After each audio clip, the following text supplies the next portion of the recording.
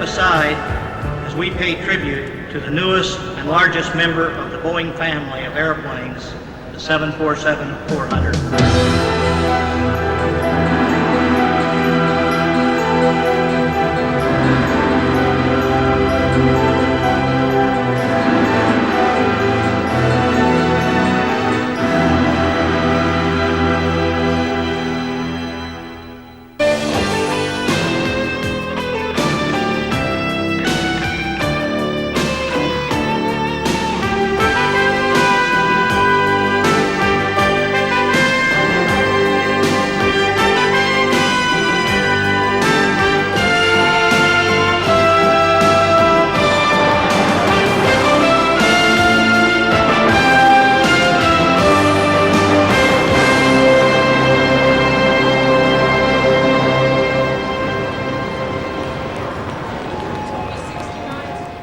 We are living in an air age. International travel is a multi-billion-dollar business. The world airlines carry many millions of passengers every year. A Boeing 747 jumbo jet carries nearly 500 people across the Atlantic in around 7 hours. Flight should be boarding. It is on time at the start. The supersonic Concorde makes the same journey in around 3 hours.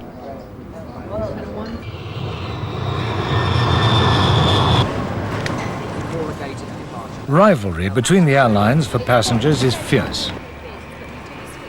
But behind the scenes, the rivalry is even more intense between the aircraft manufacturers. At stake is more than money. It's national prestige. It's pioneering new technologies. Aerospace companies are vital to the future of advanced economies.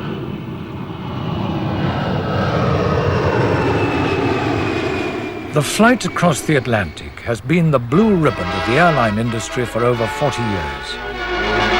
Heathrow, Britain's £20 million airfield, is opened by Lord Windsor.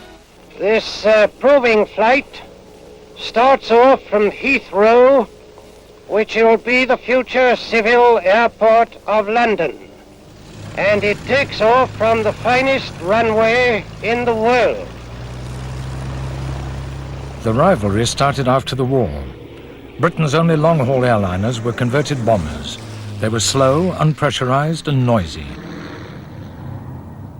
America had built transport aircraft like the Lockheed Constellation during the war.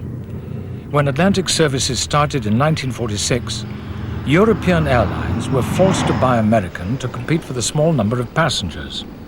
After the war, in the late 40s, I don't think the normal person ever thought about flying.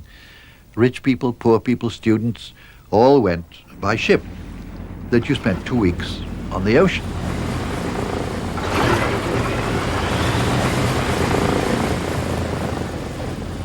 The largest and most luxurious of the American piston-engine airliners was the Boeing Stratocruiser. There was one time when I had to take a prop plane, and I looked at the safety record of all the lines, and far and away the best was Lufthansa. And we left what was then Idlewild at 5 p.m. And it was absolutely splendid until the dusk came on and we lost a starboard engine. And the steward came up to me and told me about this, and then the lights went. I said, perfectly all right, we can land in the Azores or somewhere. And then he came back and said the one on the port side is gone and there's no possibility. So we turned and limped into Gander. Most airline passengers in the piston era were either wealthy people or businessmen. They expected high standards of service on board, and staff had to be carefully selected. One question they always asked is, have you done any amateur dramatics or acting? Which, of course, was a test one to show you didn't mind being in front of people. The British, remember, were in international competition with the Americans in those early days. So one was trained to give all the best service you could, particularly with the food. The bar was very popular. That was a good selling point for Stratocruisers. And not everybody wanted to go down there, because if there was a lot of men down there telling stories or a naughty party going on, maybe the old ladies who still wanted their gin and tonic didn't want to go down there. So the stewardess had to go and fetch drinks and carry them up and down the stairs. I think some people thought it was dangerous and were still frightened. I mean, my mother dined out for years on the fact that her daughter was a stewardess flying the Atlantic, and everybody said how brave I was. And I myself was very, very leery of flying. I hated flying until the jets came in, because you flew through the weather. And so you didn't have somebody saying, would you mind keeping your belts loosely fastened because we may hit a little turbulence? I mean, I crossed the Atlantic once when there were about 10 hours of turbulence, you know. Crossing the Atlantic in these gentle giants took 14 to 18 hours. But even so, passenger traffic grew steadily. And since Europe was still without any comparable aircraft, Lockheed, Douglas, and Boeing sold hundreds of the piston engine transports worldwide.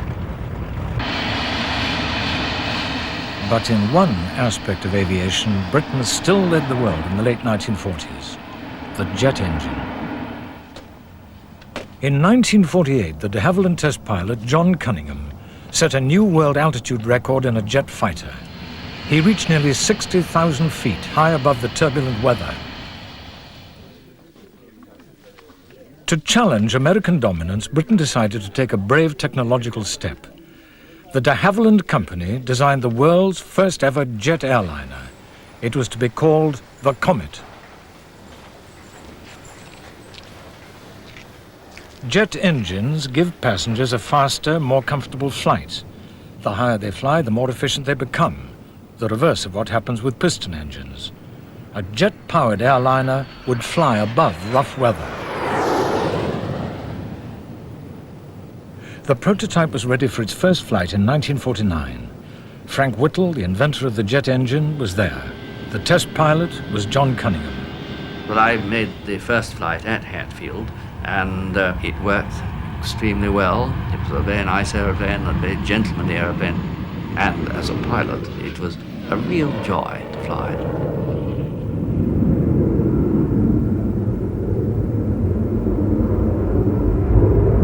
The Comet, of course, was so far ahead of any other transport that we were on our own out in front. And we had no one else we could look to for their experience. We had only got our own experience. The world's first jet service to carry fare-paying passengers started in May 1952 from London, in stages, to Johannesburg. The Comet lacked the range to cross the Atlantic, but it seemed to be heralding a new age in air travel. The Comet set a standard that at that time, in 1949, meant that passengers could fly at twice the speed of the then best airliner, which was the Lockheed Constellation, and more than twice the height, in very smooth conditions, and to be able to consider taking passengers or going from here to Johannesburg in less than half the time of the best propeller-driven transport opened up a wonderful field of smooth, comfortable travel.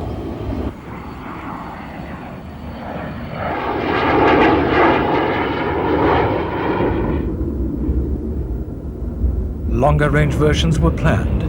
With its technical lead, the future of Britain's aircraft industry looked assured. We were naturally delighted to be the leaders of the air transport business, and our plans for the future, which were going ahead in quite a big way because we were still years ahead of the Americans, were brought to nothing when the Comet failures grounded the Comet in 1954. The future of the Comet, the world's first passenger jet airliner, hangs upon the outcome of a court of inquiry being held at Church House in London. This is some of the evidence. The Comet fell out of the sky, literally, over Elba. We did not know at the time why it had come down, and after a period of grounding and investigation of possible causes of the failure, they were allowed to fly again. About a month after they had started flying again, a second one came out of the sky in the Bay of Naples, and the Comets were then grounded. I think to the public it was quite shocking because the Comet was a lead aeroplane. It was unique at that time, the only jet aeroplane flying on public service. But at the start of these investigations, we really had no idea whether we would ever get any large amount of debris. The Royal Navy managed to salvage 80% of the Comet from the seabed. The wreckage was taken to Britain and reassembled at Farnborough. Here was an aeroplane designed by very competent people, being operated by very competent operators, which had fallen out of the sky twice from high altitude and killed a lot of people. So it was a very dismaying thing in engineering terms. On the other hand, I suppose the professionals at the time were a little more used than they are now to aircraft disrupting. That many years ago, we had to deal with these things much more often, thank God, than we have to now. One of the grounded Comets was taken to Farnborough to be tested to destruction. The fuselage was encased in a huge tank which was filled with water. Water was also pumped into the pressure cabin. It was pressurized and depressurized continuously. At the same time, the wings were flexed repeatedly by hydraulic jacks to simulate the conditions of flight.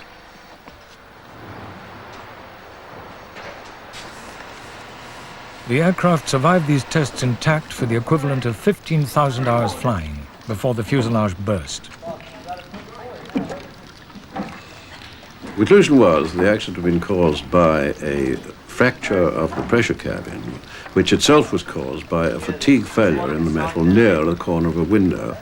That failure had spread very rapidly down the cabin and leading to an explosive decompression, which caused the aeroplane to break up. We particularly wanted to see if we could get the part of the real aeroplane from the bottom of the sea to check this. We therefore made some models which broke up. We were able to break up in the air in the way we now thought the aeroplane had broken up, and to carry out flight experiments to see where the parts of the model fell. In this way, we were able to tell the Navy, roughly speaking, where to look for the actual part we were interested in, and they got it within an hour or two of searching there. We got that back to the laboratory very rapidly, got it under a microscope, and there was what the Attorney General in the Court of Inquiry called the fingerprint of fatigue. Well, I suppose a new word came into public parlance, metal fatigue, because it hadn't been heard of very much by the general public before this, though in the engineering profession it was quite a well-known phenomenon. We were pioneers, and the world has benefited by our failures, but de Havillands lost the enormous advance they had in position ahead of the Americans, but the world has safer jet transports today. The afternoon of May 15, 1954, Mrs. William E. Boeing, wife of the founder of the Boeing Airplane Company, christened a new airplane. Then America's first jet transport, the Boeing 707, was towed into the sunshine. The 707 was a private venture. The Boeing chairman, Bill Allen, had put $15 million behind the project. But if Boeing took a financial risk, it took no risks with the design and building of the 707. Its metal skin was over 4 times thicker than that of the Comet. Boeing drew on its experience with America's first jet bombers, the B-47 and the B-52. Both had been flown by Boeing's chief test pilot, Tex Johnson. After flying the B-47 and the B-52, there was no doubt in my mind that the aircraft of the future, military and civilian transportation, was going to be jet. Of course, the prototype 707 was all built with company money, and it was a big responsibility. It was a gamble to some degree from a structure standpoint and a performance standpoint, but not nearly as much as the gamble of how long is it going to take the airlines to decide that's what they wanted and come up with the money to produce them. Tex Johnston, chief of flight tests for the Boeing Airplane Company, signed for the new jet transport and climbed aboard with Dick Lesh, his co-pilot. The first flight was on the 15th of July, 1954. Tex Johnson's family was at the Boeing airfield near Seattle to watch him taxi out.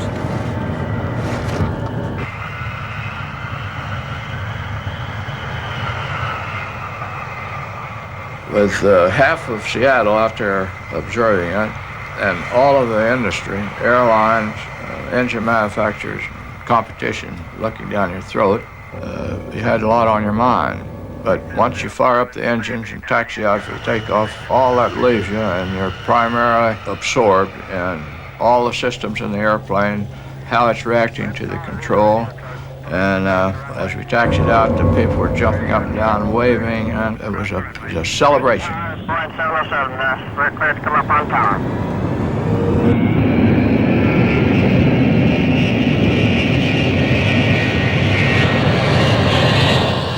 We gave it the power and took off, and it rotated, and the first liftoff, the airspeed just kept building. I kept pulling the nose up, and we were light, relatively light, you know, and we were climbing steep. And my co-pilot, Dick Slesh, said, "Man, is this thing going to climb straight up?" And after I landed, some of the engineers said, "We thought something was wrong with the control system. The airplane was climbing so steep. All I was doing is keeping on the best climb speed."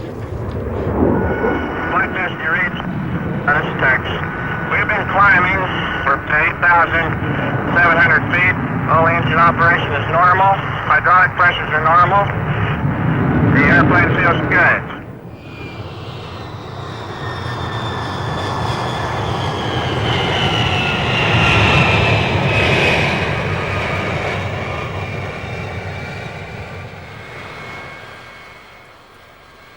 The airplane taxied in, and when it had been parked, the pilot and co-pilot were congratulated by William M. Allen, president of the Boeing Airplane Company.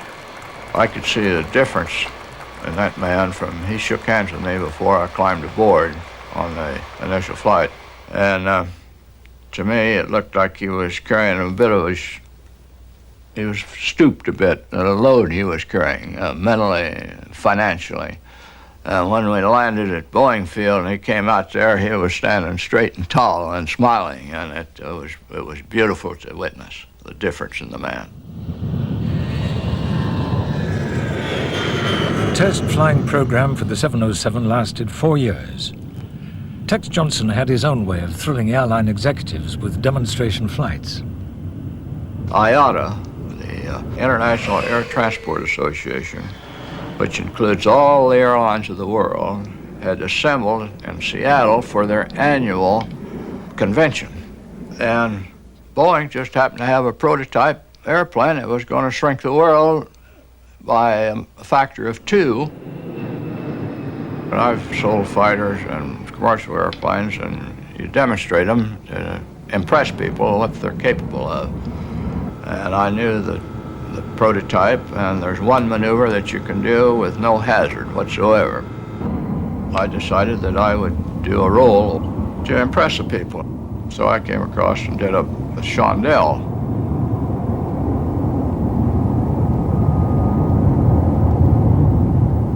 One of my test engineers happened to have his camera with him, and he snapped a picture, which is famous today, with the airplane on its back, and the engine's up on top of the wing, and the Lake Washington below. I was called to Mr. Allen's office Monday morning, and Mr. Allen asked me what I thought I was doing, and I said I was selling airplanes. And explained it's a 1G maneuver, and it's absolutely non-hazardous, but it's very impressive. And his comment was, "You know that now, we know that, but just don't do it anymore." So it was fine.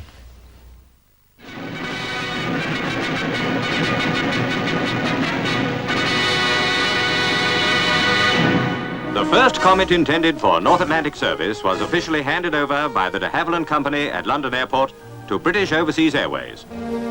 It was an historic day. 4 years after the crashes, the new Comet was ready in October 1958. At the same time, Boeing delivered the first 707 to Pan American. America's first commercial jet airliner, the $5 million Boeing 707, makes its debut at New York's International Airport. Due to enter the New York to London service on November the 1st, it will usher in a peacetime Battle of the Atlantic with Britain's Comet 4. The Boeing will carry 165 passengers to London in 6.5 hours. The British rival, the Comet 4, carries less than half as many, but in some ways, mere size is a disadvantage. But the Comet was too small and too late. The airlines preferred the 707. When Boeing introduced the longer-range Intercontinental 707, even British Overseas Airways had to buy American to stay in the race.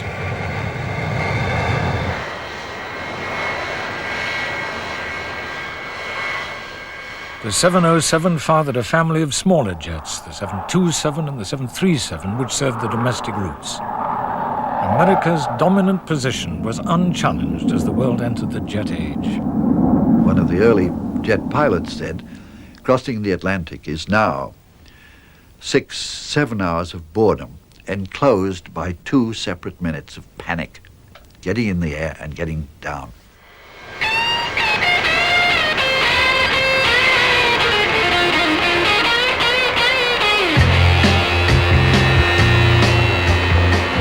Flying was still a fairly exclusive way to travel.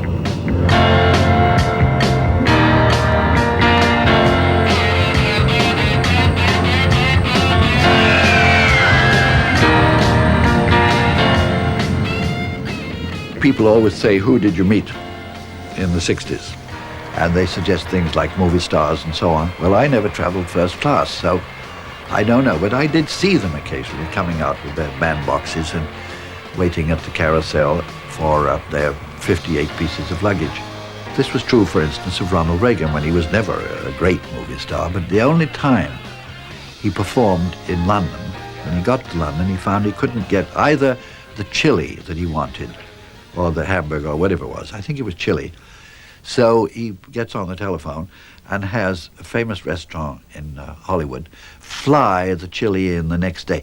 That was a sign of great status with him. Of course, it was a big nuisance to everybody else, but it showed status.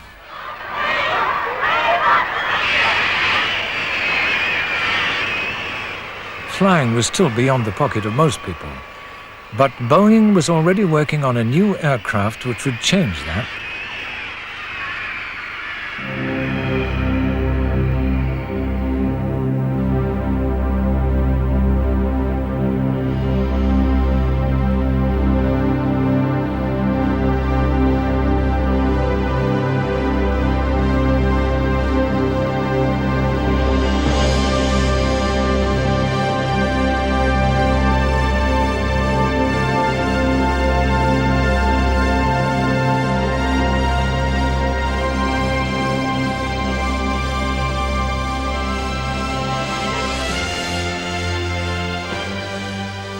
In 1966, Bill Allen of Boeing gave the go-ahead for the biggest civil aviation project ever, the Boeing 747 jumbo jet. Later, the same year, Juan Trippe, the visionary head of Pan American Airways, ordered 25 of them off the drawing board. But 747 definitely was a vision of two men, Bill Allen and Juan Trippe, who wanted to finish their careers with something that would obsolete just about everything else. It was a tremendously gutsy decision. It was even more gutsy than either man realized because of the monetary significance of the project. And we had to build a new factory as well as a new airplane. Bill Allen bet the company when he made the decision. That's how big it was. So if the program had been a failure, it would have wiped out the Boeing company. To build such an aircraft, Boeing drew again on its long experience. It was an impressive technological achievement, but the real gamble lay in its sheer size. It would revolutionize air travel, but only if people flew in sufficient numbers to make it profitable. Allen set his engineers an almost impossible schedule: to have the 747 flying in 2.5 years. The first 747 was rolled out of the factory almost on time, to the delight of Bill Allen. The world's major airlines were there to congratulate Boeing and to see for themselves the aircraft which would usher in an era of mass travel across the Atlantic and around the world. The first flight was only a few weeks late. In February 1969, the 747 was handed over to its test pilot, Jack Waddell. My son walked out with my parachute on one side, and Bill Allen walked out on the other side.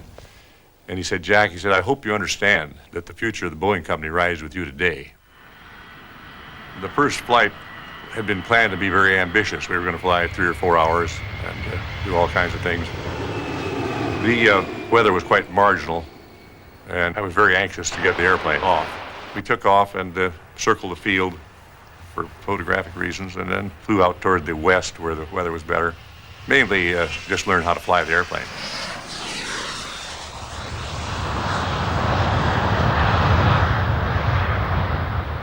Along here, heading 240. After a few maneuvers, mainly for my familiarization, and to check the system to see they all worked, we decided to change the flap setting. And when I moved the flaps from the takeoff to the next flap position, we got a very loud bang in the airplane, enough to startle us somewhat. There were just 3 of us aboard, the 2 pilots and the flight engineer. So I sent the flight engineer back to see what had happened, and this big Venetian blind flap we've got, the center segment, had come loose on both sides of the airplane and slid down against the back of the flap. This caused us to terminate the flight early.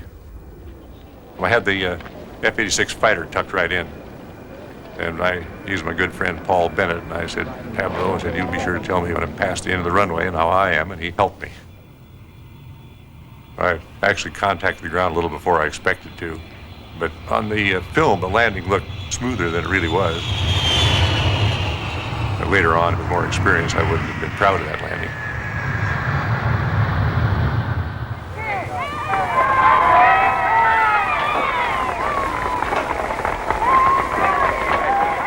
Okay, Jack, natural question is, what are your impressions? Well, Al, I guess this sounds complacent or something, but that thing is just ridiculously easy to fly. It's just a pilot's dream. Really a nice airplane to fly. A year of intensive testing followed the first flight. The wingtips on this 747 flex through several feet from the impact of landing at over 5 times the normal rate of descent.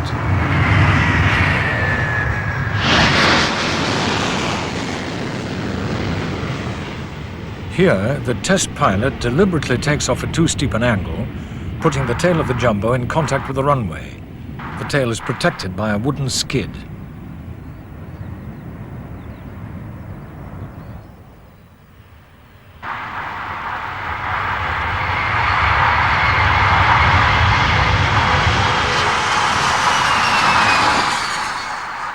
The purpose of the test is to make sure that the aircraft can continue to accelerate even under such harsh conditions and still take off successfully. It's just as important to know that a fully loaded jumbo weighing over 300 tons can be brought to a halt on the runway if it loses engine power at takeoff speed. In this test, maximum braking power was applied. For certification, the aircraft then had to sustain the fire for 5 minutes to give the emergency services time to arrive. Taxiing the jumbo from its cockpit high above the ground was a new experience for airline pilots. Some doubted it could be done at all. So Boeing rigged up a truck to simulate the dimensions of a 747 to give them some practice.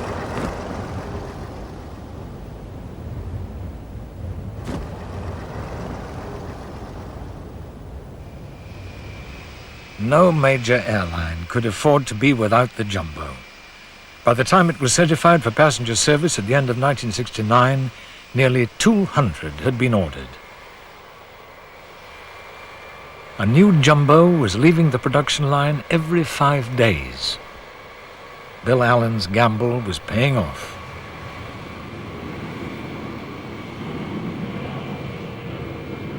So was Juan Tripp's. Pan American made the inaugural flight across the Atlantic from New York to London in January 1970. Today, the jumbo sets the standard on all the world's air routes.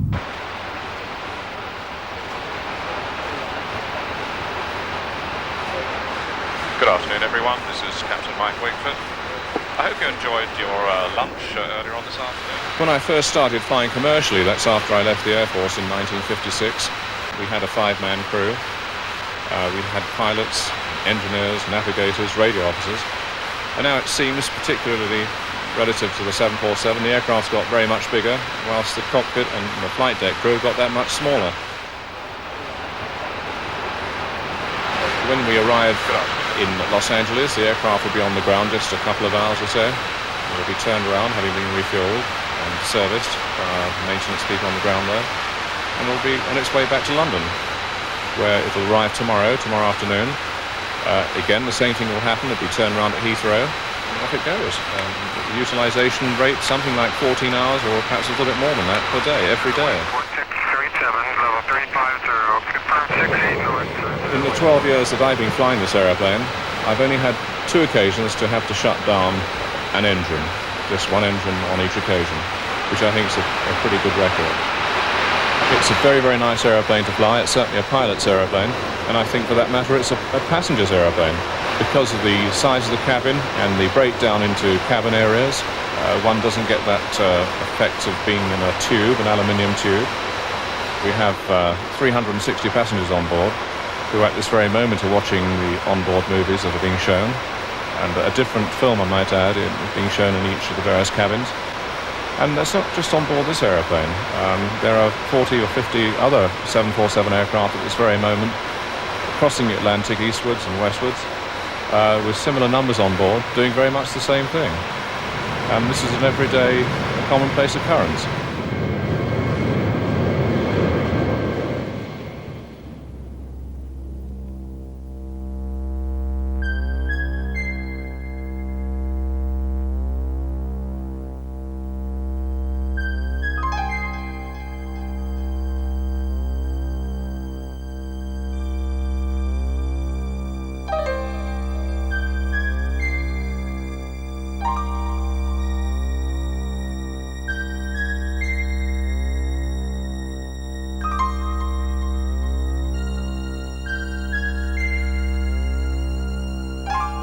In the battle to win passengers on the Atlantic, European manufacturers chose a different route.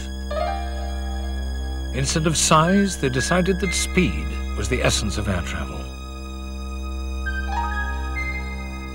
To get back in the race with America, Britain and France decided to pioneer new technologies to build a supersonic airliner,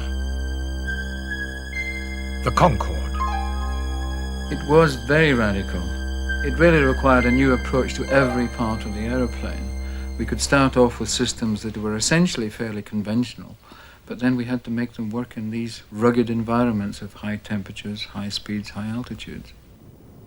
The engine intake was a very substantial part of the development program on Concorde, because in simple terms, the engine can't accept supersonic air going into it. The engine is designed to operate with subsonic air going into it. So even when Concorde is doing Mach 2, you have to find some way of slowing the air down so that it's presented to the engine face at roughly half the speed of sound. But you've got to do it efficiently, otherwise the fuel consumption would be horrendous. Developing Concorde's engines and air intakes was done by fitting an engine into the bomb bay of a Vulcan bomber. The shape of Concorde's wing was another technical frontier which had to be explored. Britain had done a lot of research into the properties of delta wings in specially built research aircraft. A delta wing was chosen for Concorde. It had to be the right shape to cruise at over twice the speed of sound in the stratosphere, while remaining safe close to the ground at normal landing speed. More data about the performance of the wings was obtained from wind tunnel experiments in Britain and France. The breakthrough on the wing was to come up with a shape that gave us the combination of quite acceptable landing characteristics and very good supersonic efficiency. And the shape of the wing, both in its plan form and in its leading edge, are a major breakthrough. We were facing a new regime of flight which nobody had experience of on civil aircraft, and even on military aircraft some of the experience was quite limited. So we had to prove that the aircraft was safe at very high altitude, very high speed, very high temperatures. We had to prove that the materials could stand the loads, that the systems would keep the cabin cool. And that's where we used the fuel to keep the passengers cool. The heat from the inside of the cabin is put into the fuel. It makes the fuel hotter, but it keeps the cabin cooler. Cool enough to be just as comfortable as any aircraft you'd like to fly in. Concorde's droop nose was another pioneering step.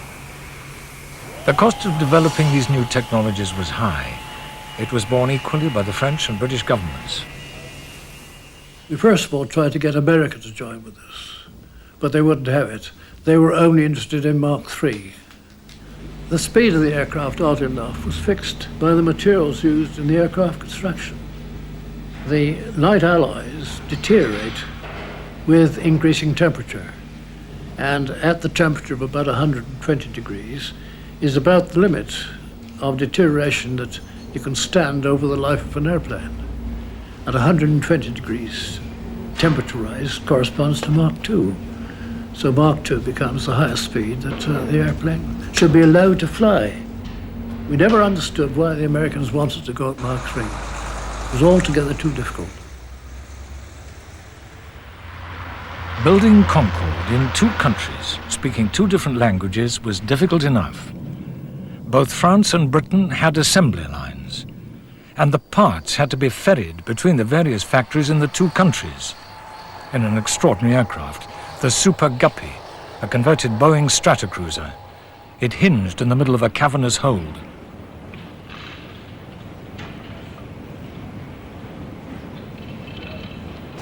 Concorde was built amid continuous controversy.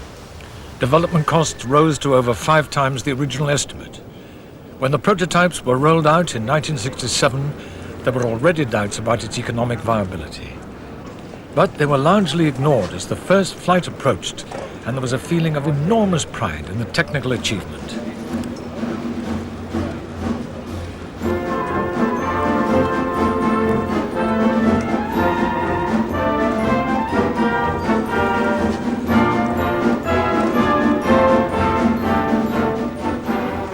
The world's airlines showed great interest.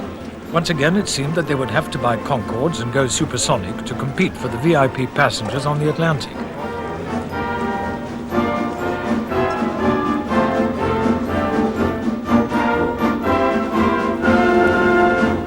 Behind the public relations exercise, French and British test pilots were working up for their first flights on simulators. The simulator gave us ideas that in one or two areas the aeroplane was difficult.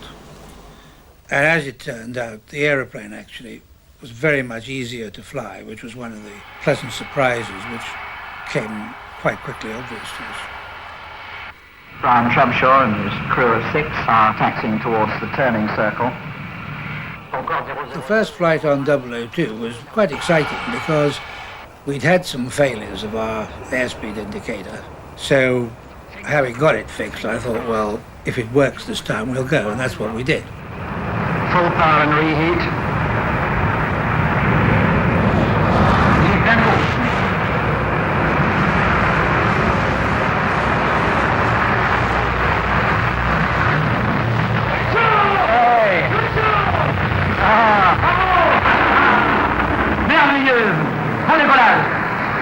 Beautiful takeoff.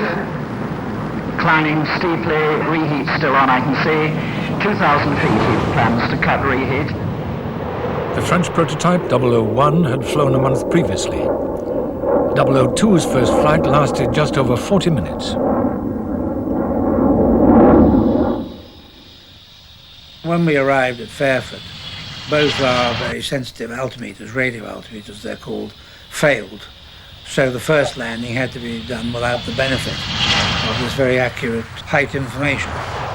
But it was all right. We arrived perhaps 1 second early, but didn't damage anything. It was 7 years before Concorde carried fare-paying passengers. Only Air France and British Airways turned their options into firm orders. In 1973, the massive increase in the price of oil cast further doubt on its economic viability. And then it was barred from operating on the route it was built for, the Atlantic. That abomination will never, never land at JFK Airport. The building shook. I held my ears. We dread one flight over our heads.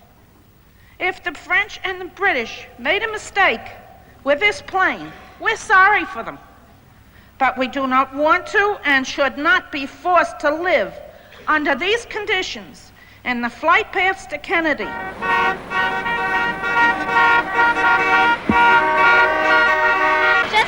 I'm quite clear in my mind that if the American SST had survived, then the opposition on grounds of environmental issues would have been totally different. They would have been suppressed, and I will always be convinced that that was the case.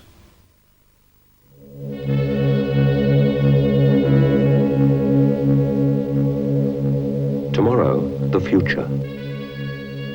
Because tomorrow, British Airways introduce Concorde, the first supersonic passenger airliner to fly you at more than twice the speed of sound. Concorde has crossed the Atlantic in 3.5 hours. Only Britain and France bought Concorde. 16 aircraft were built. The first supersonic services were to South America and the Middle East in 1976. The following year, the American authorities let it land in the United States, and Concorde began carrying passengers across the Atlantic. In speed, Concorde has no rival. It routinely carries passengers over the Atlantic as fast as a bullet. But it has a rarer quality, the means to inspire. After years in service, heads still turn when it flies, and people are moved by its grace and beauty.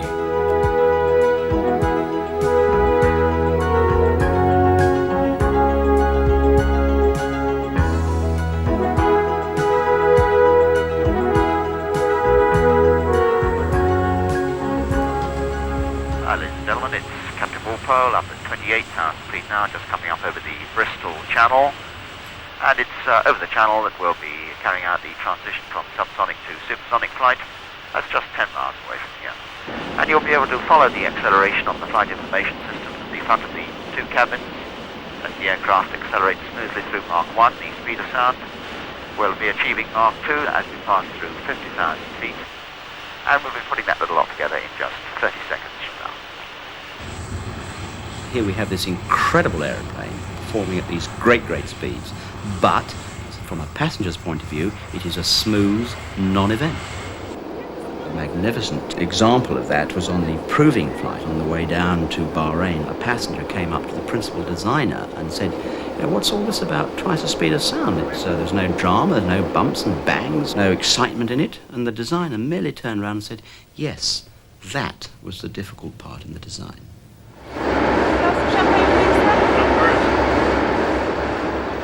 It gives the airline, firstly, a unique product. Secondly, it attracts to it very high-yield traffic, i.e. that the upper echelons of the business world are our prime clients, and that must be good for the airline. We have got the people who are prepared to pay the premium rates for Concorde, and bear in mind that Concorde saves them time and saves them condition, and there is one thing that you cannot buy in life, and that is time.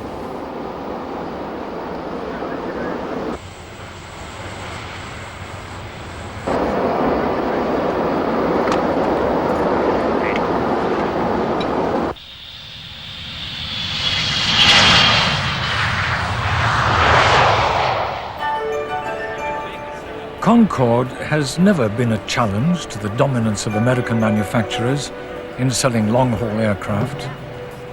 20 years after the first jumbo jet was rolled out, the latest model, the 747-400, was given the same spectacular treatment. It'll be dominating the Atlantic well into the next century. The basic design has been improved. It can carry more passengers over longer distances. By keeping fares low, the jumbo has become the people's aeroplane, bringing worldwide travel to a whole generation.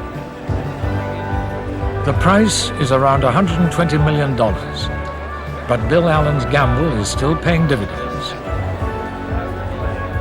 Over 100 aircraft have been ordered before the first flight. But the first signs of a new European challenge to American dominance are at hand.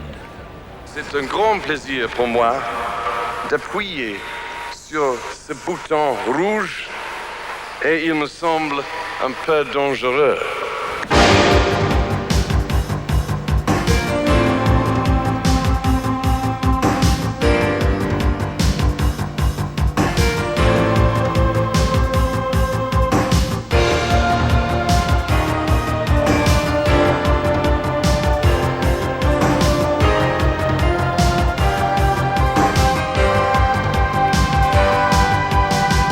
Concorde was an economic absurdity, but its legacy of cooperation between European nations has borne fruit in the Airbus consortium.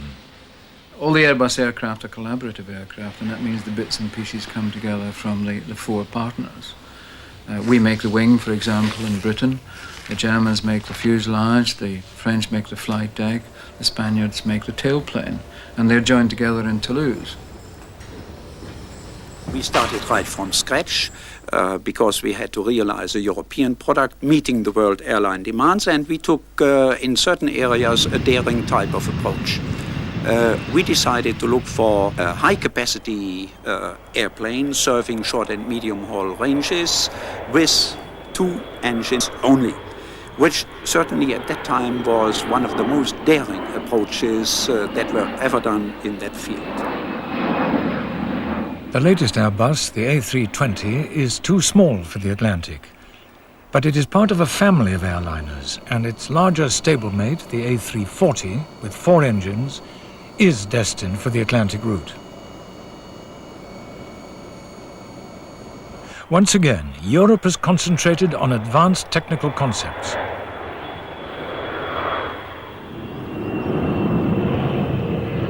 The aircraft is controlled by computers. The control column has been replaced by a side stick. The system is called fly-by-wire. This is the beginning of what would be a classic stall maneuver. And now, as far as the fly-by-wire is concerned, I simply pull full-up elevator and maintain it, and the system completely looks after the airplane on its own. There we are with 28 degrees of pitch attitude. Speed reducing to about 90 knots at the moment. The angle of attack is stabilizing at 17 degrees. That's the stall warning which is cut in there for the moment. And the airplane is now stable. We have a stable altitude, stable pitch attitude. Speed is 94 knots. You may see it moving very slightly as the system takes care of the little bits of turbulence that we have here at 10,000 feet.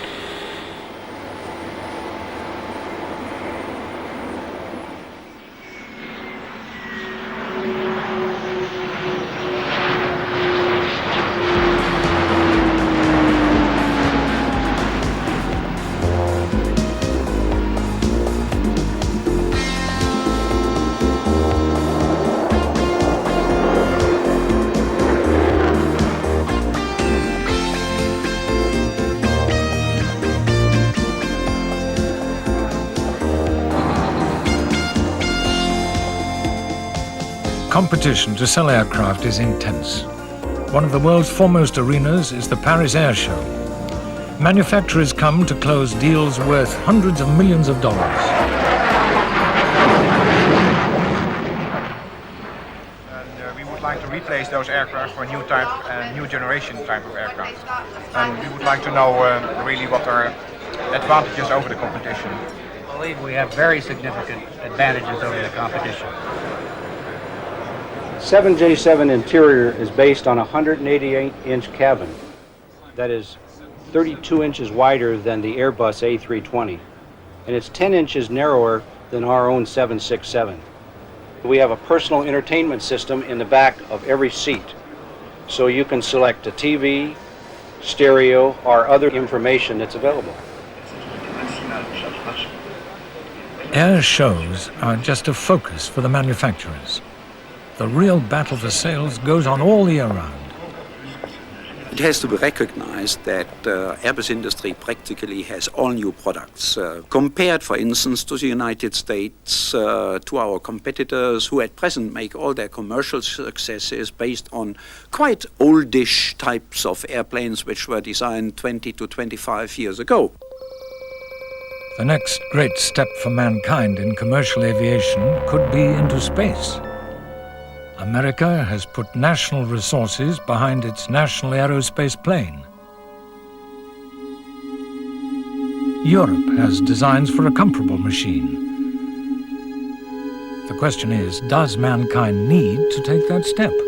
I don't believe there's much farther to go inside the atmosphere because of the limitations imposed by the atmosphere itself. The environment won't tolerate noise to the levels that people once dismissed as not being important. I mean, I can't imagine that I would like to live in a world that was absolutely filled with sonic and continuous sonic booms, for example. Then we have to go outside the Earth's atmosphere. We have to go exo-atmospheric. Whoever gets there first, I believe, and is capable of developing this system should have a world lead, the kind of world lead that we should have had with Comet if we'd got it right. And we could have had up to a point with Concorde. But there is another great opportunity coming.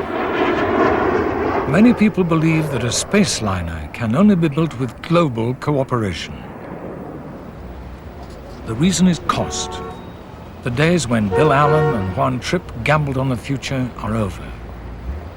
Well, the goalposts, I think, have changed in the sense that the product has got to make economic sense first. Just because you can do it technologically will not be good enough. It was probably good enough for the 747 that you could do it technologically, therefore you did it, which essentially is a carryover of the barnstorming mentality of the air transport and the air manufacturing industry from the 20s on. That has changed in that it's become a business, and businessmen run the businesses. Boeing has been in the business a long time. With half a century of experience, their view of the future is conservative but confident. I think Boeing has more technology than Airbus. They just don't advertise it. Fly-by-wire is way overstated as to the benefits that you get economically. And nobody's going to buy an airplane just because it has fly-by-wire and another one doesn't. The phenomenal step that occurred from the piston engine propeller airplane to the jet, I don't see repeating. There'll be a lot of arm waving, but fundamentally there will be improvements on what we have today. I would love dearly for the vast majority of people say what they really want to do is fly on a Boeing airplane. In fact, when you come down a jetway in a typical modern airport, it's very difficult to tell what kind of airplane you're on. I suppose that's one of the prices of success. You know, if we only sold 3 airplanes, it'd be a very glamorous thing, because only a few people would ever get to do it. We've now got over 5,000 jet transports, and we move millions and millions of people. And that, by its very definition, takes some of the glamour out, because everybody does it.